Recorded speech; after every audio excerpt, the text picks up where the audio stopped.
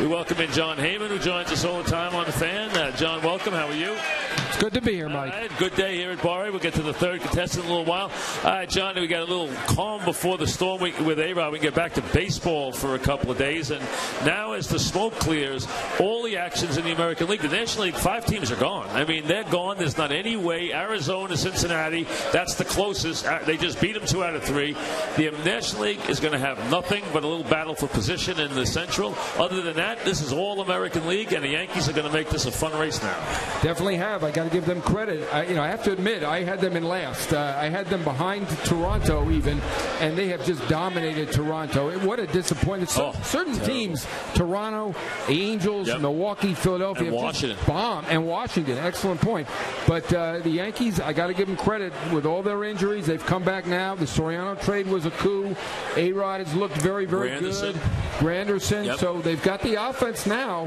They didn't have any offense. Treaded water, which is what they needed to do, and now they're in the thick of things. They really are. And, the way things are going, Kansas City has gone back on the skids now.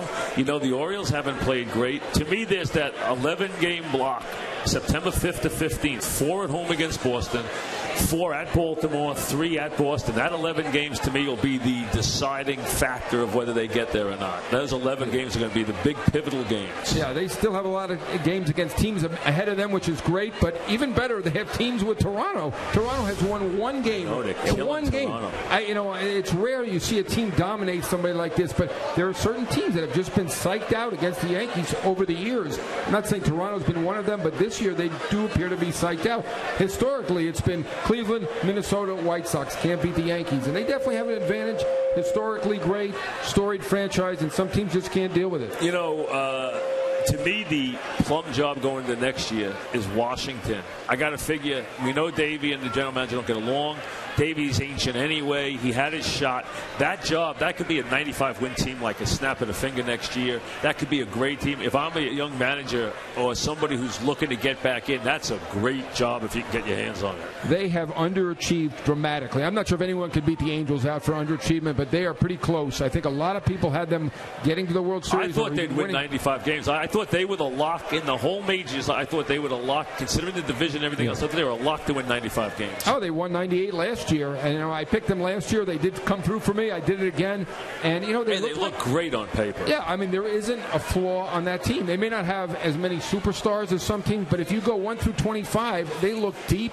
It didn't look like there was any way this was going to happen. Obviously, Davey's been a great manager throughout his career. This has not been a good year. Obviously, he is going to go now.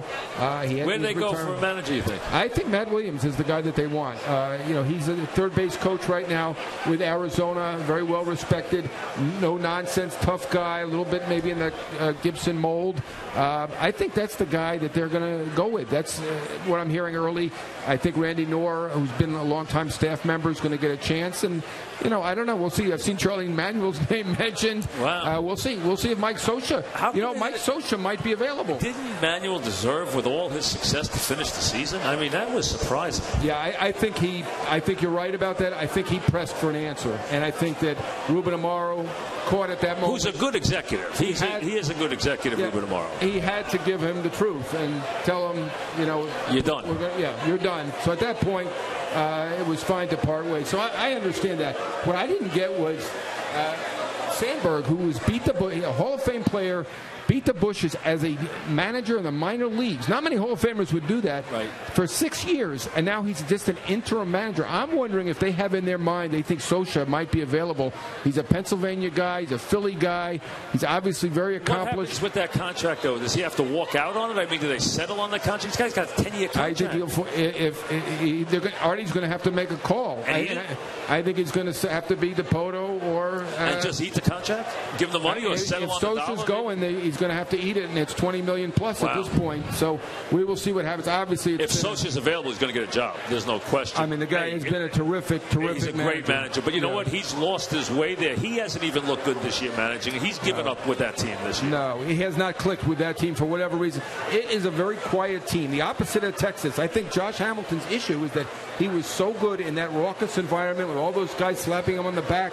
He really took to that. Now he's going somewhere new. There's extra pressure, not as comfortable, and the opposite. Very quiet clubhouse. I think they miss Torrey Hunter, and they just really, other than Jared Weaver, who's a pitcher, and nobody listens to any of the pitchers, they don't really have a guy who's going to get in anyone's face and say something. They really don't. And it's been a rough clubhouse, an unbelievably bad year there, but I agree with you. Social can get another job, but he's in no position to say, we'll make a settlement. He's going to say, I want the money. We're talking with Jon Heyman. Obviously, we'll get to the third phenom in a couple of minutes here at Bar A. As the smoke clears, and if everyone stays quiet for a couple of days and lets baseball move back on the field to become the story, and we don't get any A-Rod stories, people will start to notice and say, wait a second here.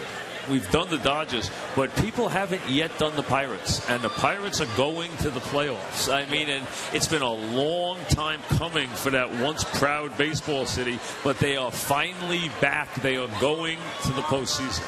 Yeah, incredible job by the Pirates. 20 years. Neil Huntington now has done a very good job this year.